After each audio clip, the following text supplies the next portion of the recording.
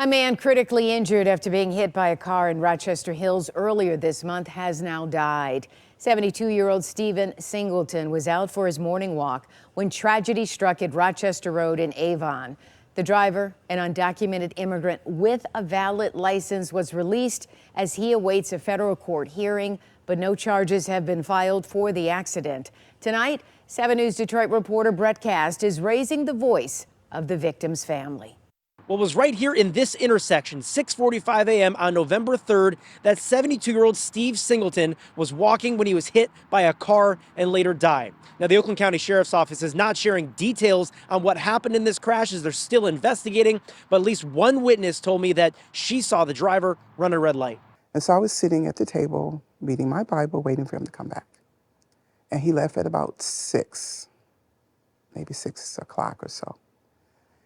And he didn't come back. It started being 7 and then 7:30, and I started thinking, did something happen? I said, oh no. Terry Singleton will never forget the morning of November 3rd. Her husband, 72-year-old Steve Singleton, was out for his morning walk, and while crossing Rochester Road at the Avon intersection, a car heading northbound hit him. Investigators believe Steve was in the marked crosswalk and was wearing a reflective vest.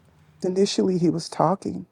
I don't know how he was talking because the car hit him so hard that he flew in the air and hit the windshield and broke it. Steve's wife and daughter sat down with our Glenda Lewis, sharing that after Steve arrived at the hospital, he took a turn and was put on life support, with doctors giving him a slim chance.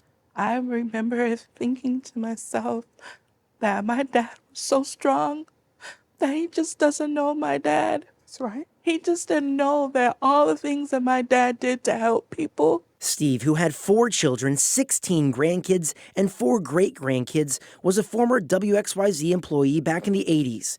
During 9/11, he went to Ground Zero as a volunteer, one of his many selfless actions we highlighted with a story back in 2022.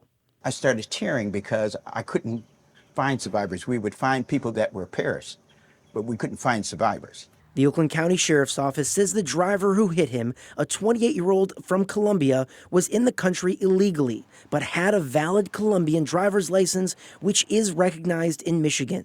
The family is hoping to get more answers and waits for potential charges. One day wake up and know that he's gone for a simplest, senseless thing I just don't understand. Now, again, the investigation is still ongoing and no charges have been filed against this driver. The family does have a GoFundMe, and we'll share that link on our website, WXYZ.com. In Rochester Hills, I'm Brett Cast, 7 News Detroit.